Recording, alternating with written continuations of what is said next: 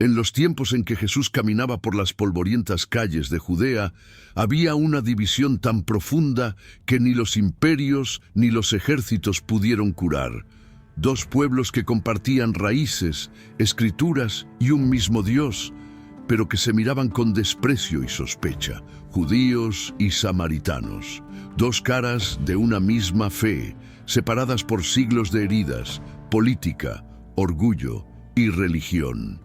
Antes de avanzar, te invito a suscribirte al canal, dejar tu like y compartir este vídeo con quienes aman descubrir los secretos que la historia olvidó. Porque lo que vas a escuchar no es un simple conflicto entre antiguas tribus. Es una historia de identidad, traición, fe y poder, cuyas consecuencias aún resuenan en los ecos del tiempo.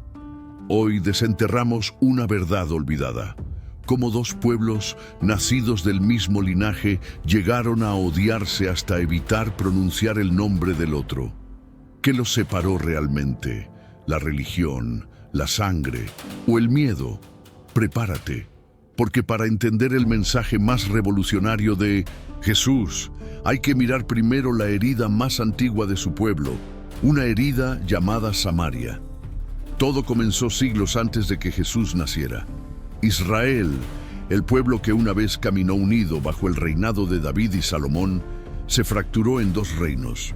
Judá al sur, con su capital en Jerusalén, Israel al norte, con su capital en Samaria.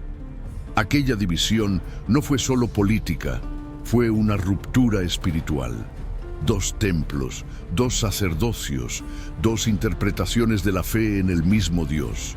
Desde entonces, el fuego de la rivalidad se encendió y nunca más se apagó. El reino del norte, más abierto a influencias extranjeras, comenzó a mezclarse con los pueblos vecinos, adoptando costumbres y ritos ajenos a la ley de Moisés. Los profetas denunciaron aquella corrupción espiritual, pero el poder y la comodidad pesaron más que la fidelidad. En el año 722 a.C., el imperio asirio invadió Samaria. Miles de israelitas fueron deportados y en su lugar los asirios enviaron colonos de otras naciones. Aquella mezcla de sangres y creencias dio origen a un nuevo pueblo, los samaritanos. Para los judíos del sur, que habían sobrevivido a la invasión en Jerusalén, aquello fue una traición imperdonable. Consideraban a los samaritanos impuros, herejes, descendientes de extranjeros que habían profanado la fe de Israel. Pero los samaritanos, por su parte, se veían a sí mismos como los verdaderos guardianes del antiguo culto a Yahvé. En el monte Gerizim erigieron su propio santuario y afirmaban que ese era el lugar donde Dios había elegido que se le adorara, no en Jerusalén. Con el paso de los siglos, la hostilidad se volvió parte del alma de ambos pueblos. Los libros sagrados judíos, como Esdras y Nehemías, ya retrataban a los samaritanos como enemigos del templo y del pueblo que regresaba del exilio babilónico. Cuando los judíos reconstruyeron su santuario en Jerusalén, los samaritanos ofrecieron ayuda. Pero la respuesta fue fría y tajante. No tenéis parte con nosotros en la edificación de la casa de nuestro Dios. Aquellas palabras sellaron siglos de desconfianza y odio mutuo. Durante el periodo helenístico, los samaritanos intentaron mantener su identidad frente a la dominación extranjera. Mientras Jerusalén luchaba por preservar su pureza religiosa, Samaria aceptaba la mezcla cultural, hasta que finalmente la tensión estalló.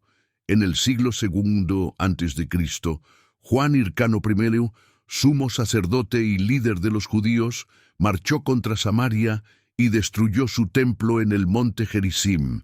Fue un golpe devastador.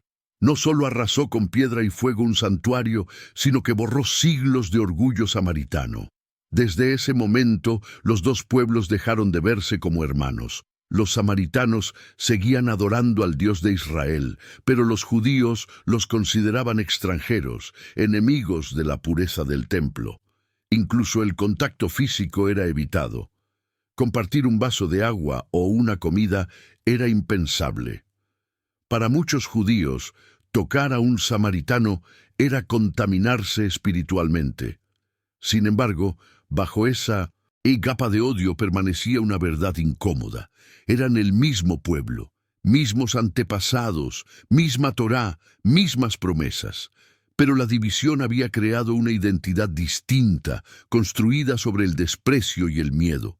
Cada generación heredaba no solo la fe, sino también el resentimiento. Así, cuando Roma conquistó la región y Jesús comenzó su ministerio, el mundo estaba lleno de fronteras invisibles. No eran líneas marcadas en mapas, sino en los corazones.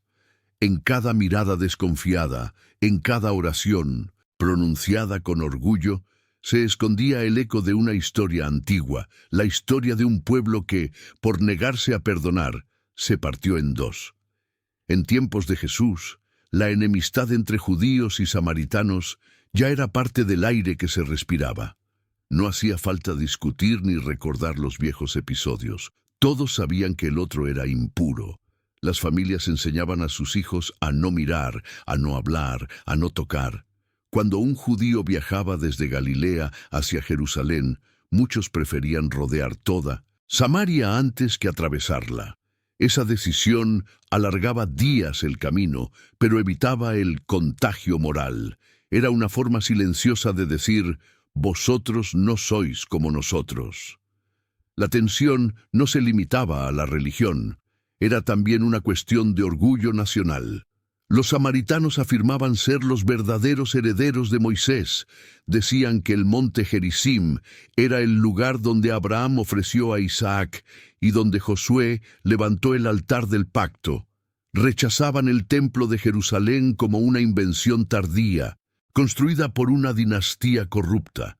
Para ellos, los judíos eran los desviados, y esa convicción encendía aún más el desprecio de los rabinos de Jerusalén. Los textos rabínicos de la época describen a los samaritanos como Kutim, término derivado de una de las regiones asirias de donde habían venido los colonos siglos antes. Era una manera de negarles su origen israelita. En muchas sinagogas se prohibía mencionar su nombre en oraciones o recibirlos como conversos. Por otro lado, los samaritanos también desarrollaron su propio sistema religioso cerrado, con sacerdotes, fiestas y un pentateuco diferente. Su fe se volvió tan rígida como la de sus enemigos. El resultado fue un muro invisible que dividía aldeas enteras. Comer juntos, compartir utensilios o incluso tocar la misma jarra de agua era visto como pecado. En Samaria, los viajeros judíos eran recibidos con insultos, y en Jerusalén, los samaritanos eran considerados traidores a la ley. Era un conflicto sin vencedores, solo con generaciones acostumbradas al odio. Las tensiones llegaban incluso al ámbito político. Algunos samaritanos, cansados del desprecio judío, colaboraban con los romanos. Otros se rebelaban en silencio, destruyendo caravanas o contaminando peregrinaciones a Jerusalén. En el año 6 antes de Cristo, un grupo de samaritanos intentó profanar el templo durante la Pascua, esparciendo huesos humanos en el recinto sagrado. Para los judíos, aquel acto fue una blasfemia imperdonable. Para los samaritanos, una venganza simbólica. Pero no todo era oscuridad. Algunos comerciantes y campesinos de ambos pueblos mantenían contacto por necesidad. El comercio del vino, del aceite y del grano forzaba pequeñas convivencias. En esos intercambios, lejos de los templos y los rabinos, surgían miradas humanas, hombres y mujeres que, pese a todo, seguían reconociendo al otro como semejante. Fue precisamente en uno de esos encuentros cotidianos donde algo comenzó a cambiar. Jesús, un joven rabino galileo, decidió no rodear Samaria. Tomó el camino directo, el más corto pero también el más peligroso. En una calurosa tarde, cansado, se sentó junto a un pozo y pidió agua a una mujer samaritana. Aquella simple petición, «Dame de beber», fue un terremoto social. La mujer, sorprendida, respondió con incredulidad, Como tú, siendo judío, me pides de beber a mí, que soy samaritana. Era algo inconcebible, un gesto que rompía siglos de odio heredado. En ese diálogo, Jesús no solo desafió las normas religiosas, sino que desnudó la raíz del conflicto. Mientras los líderes discutían sobre qué montaña era más sagrada, él hablaba de adorar al Padre en espíritu y en verdad. No en Jerusalén, no en Gerizim, sino en el corazón de cada creyente. Aquella frase fue dinamita en la estructura del orgullo religioso de ambos pueblos. El encuentro junto al pozo no fue casualidad. Fue el principio de un mensaje universal. Un recordatorio de que, cuando la fe se convierte en frontera, deja de ser fe. Jesús no negó las diferencias, pero mostró que el odio no debía tener la última palabra. Su gesto fue un desafío, un escándalo y una esperanza. Cuando Jesús comenzó a enseñar mediante parábolas, sus palabras no eran solo cuentos morales, eran armas silenciosas que desmantelaban el orgullo de su tiempo. Entre todas, una destacó por su poder subversivo: la parábola del buen samaritano. Para entender su impacto, hay que recordar el contexto.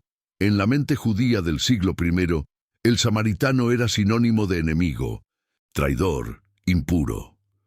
Colocar a un samaritano como héroe espiritual era, sencillamente, una provocación. Un maestro de la ley se acercó a Jesús con una pregunta calculada: ¿y quién es mi prójimo? En una sociedad que clasificaba a las personas por pureza, linaje y obediencia religiosa, aquella pregunta escondía un veneno. ¿A quién estoy realmente obligado a amar? Jesús respondió con una historia que cambiaría para siempre la manera de entender la compasión. Un hombre fue asaltado en el camino de Jerusalén a Jericó. Lo golpearon, lo despojaron de todo y lo dejaron casi muerto. Pasó un sacerdote, representante del templo y la ley, vio al herido y siguió de largo. Luego pasó un levita, también servidor del culto sagrado, lo miró y también se alejó. Pero finalmente vino un samaritano, el enemigo, el hereje, el hombre al que ningún judío dirigiría la palabra. Y ese samaritano fue quien se detuvo, vendó las heridas, lo montó en su cabalgadura y lo llevó a un refugio para cuidarlo. Con esa simple historia, Jesús dio un golpe directo a la raíz del prejuicio. Mostró que la verdadera fe no se mide por templos, libros o ritos, sino por el acto de misericordia hacia quien sufre sin importar su origen. En su parábola, el samaritano, el despreciado, encarna la imagen del amor que trasciende los límites del odio. Era una lección imposible de ignorar. Cuando Jesús preguntó al maestro de la ley quién había sido el prójimo del hombre herido, el hombre no pudo pronunciar la palabra samaritano. Solo respondió: el que tuvo misericordia de él. Aquel silencio decía más que 1000 sermones. El orgullo religioso se derrumbaba frente a la evidencia del amor verdadero. El mensaje era revolucionario. La pureza sin compasión no vale nada. Jesús no estaba destruyendo la ley, sino devolviéndole su alma. Lo que antes dividía, la sangre, la costumbre, el templo, ahora debía ceder ante una verdad más alta: que todo ser humano, incluso el enemigo, es digno de amor. Para muchos oyentes, aquella enseñanza fue insoportable. Algunos la consideraron una blasfemia. ¿Cómo podía un samaritano, símbolo de la impureza, ser ejemplo de virtud? Pero para otros, las palabras de Jesús fueron una liberación. Por primera vez, alguien se atrevía a decir lo que todos temían pensar: que Dios no está encerrado en una frontera ni en una religión, sino en la acción compasiva. Esta parábola no solo redimió la figura del samaritano, también desenmascaró el corazón endurecido de una sociedad atrapada en su propio orgullo espiritual. Jesús colocó frente a todos un espejo. Los que se consideraban puros resultaban incapaces de amar, mientras que aquel despreciado era el único capaz de actuar con misericordia. El eco de esta historia cruzó los siglos. Incluso hoy, buen samaritano es sinónimo de ayuda desinteresada, pero en su origen fue una bomba espiritual que dinamitó siglos de odio. En aquel relato, Jesús no solo defendió a un pueblo marginado, restauró la dignidad de los que la religión había condenado al silencio. Después de la muerte y resurrección de Jesús, el eco de su mensaje comenzó a expandirse más allá de las fronteras de Judea. Pero esa expansión no fue inmediata ni fácil. Los primeros discípulos seguían cargando con el peso de su cultura, sus prejuicios y sus antiguas rivalidades.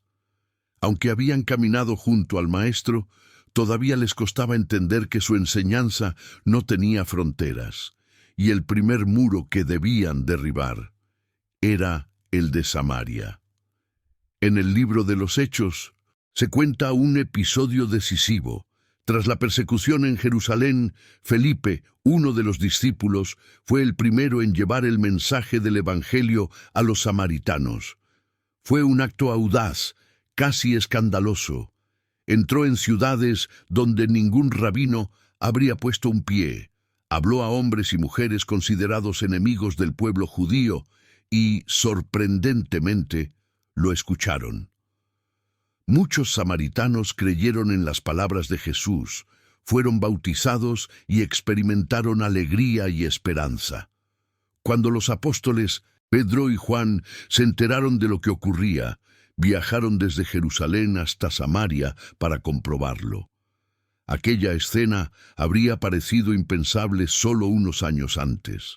Dos judíos ortodoxos cruzando la frontera de la desconfianza para poner sus manos sobre los impíos samaritanos. Y cuando oraron por ellos, el Espíritu descendió también sobre ese pueblo. Fue el primer gran signo de que el mensaje de Cristo había roto definitivamente las murallas que la historia había levantado. Aún así, las heridas no desaparecieron de la noche a la mañana. En muchas aldeas judías, el nombre de Samaria seguía siendo sinónimo de desdicha y traición. Pero el movimiento iniciado por Jesús comenzaba a reescribir la narrativa. Lo que antes era un insulto, ahora se convertía en testimonio. Lo que antes dividía, ahora podía unir. Era como si el mismo cielo se negase a seguir las fronteras trazadas por los hombres. Los samaritanos, por su parte, también enfrentaban su propio desafío. Acoger a un mensaje que venía de un judío, aunque fuera el Mesías, no era algo sencillo, pero en la memoria colectiva de Samaria había quedado el recuerdo de aquella mujer junto al pozo, la que había escuchado de labios de Jesús: «Yo soy el que habla contigo». Muchos reconocieron en sus palabras la voz de aquel que habían estado esperando. Con el tiempo, las comunidades cristianas del norte comenzaron a incluir samaritanos convertidos. No todos los judíos lo aceptaban, pero el movimiento era imparable. En los textos más antiguos, como los escritos de Lucas y Juan, se percibe ese intento de tender puentes, de recordar que el odio no puede ser eterno. En cambio, los samaritanos que rechazaron el mensaje continuaron su camino como una comunidad separada, con sus propios sacerdotes, su Pentateuco y su monte sagrado. Esa coexistencia tensa duró siglos. Hubo periodos de paz y momentos de violencia. Los romanos, incapaces de comprender la raíz espiritual del conflicto, lo trataron como un problema político. Algunos emperadores incluso explotaron la rivalidad entre ambos pueblos para mantener el control. Pero entre los seguidores de Cristo, especialmente en los primeros siglos, la reconciliación entre judíos, gentiles y samaritanos se convirtió en un símbolo del poder transformador del Evangelio. Cada encuentro entre un apóstol y un samaritano era una pequeña victoria sobre la historia. Cada mano extendida, una derrota del pasado. La fe cristiana no borró el dolor de los siglos, pero introdujo una posibilidad nueva, la de perdonar lo imperdonable. Samaria dejó de ser el enemigo y se transformó en testigo. En esa lenta reconciliación se escondía una verdad profunda. El amor que Jesús predicó no era una idea, sino un acto. Amar al enemigo, compartir la mesa con quien te odia, sanar las heridas de generaciones. Todo eso era parte de una revolución silenciosa. Y aunque muchos no lo comprendieron, fue allí, en los caminos polvorientos de Samaria, donde comenzó la primera gran prueba del cristianismo, demostrar que el amor es más fuerte que la historia. 2000 años después, el eco de aquella división aún no ha desaparecido. En las colinas de Cisjordania, un pequeño grupo de samaritanos sigue existiendo. No son miles, apenas unos pocos cientos. Conservan su lengua ancestral, su Torá escrita en un alfabeto antiguo y su fe en el monte Gerizim como el lugar elegido por Dios. Cada año celebran la Pascua como lo hacían sus antepasados, sacrificando corderos al atardecer y recordando el pacto que los une con el cielo. Son un pueblo que se niega a desaparecer, una reliquia viva de una historia que el mundo casi olvidó. Por su parte, el judaísmo también ha cambiado profundamente. Tras siglos de diáspora, persecuciones y renacimientos, su mirada hacia los samaritanos ya no está marcada por el mismo desprecio de antaño. Hoy, muchos estudiosos judíos reconocen la cercanía entre ambas tradiciones. Algunos incluso llaman a los samaritanos nuestros hermanos del norte, reconociendo que comparten una raíz común en la antigua Israel. Aún así, las cicatrices del pasado no se borran con facilidad. Siglos de separación crearon dos mundos paralelos, con escrituras parecidas, pero historias distintas. El cristianismo, heredero del mensaje de reconciliación, conservó para siempre el símbolo del buen samaritano. Aquella palabra, antes usada como insulto, se convirtió en sinónimo de compasión.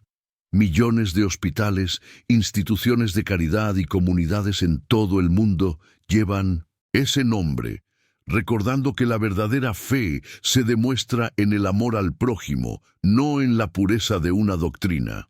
Jesús transformó la vergüenza en virtud, el desprecio en ejemplo, el enemigo en hermano.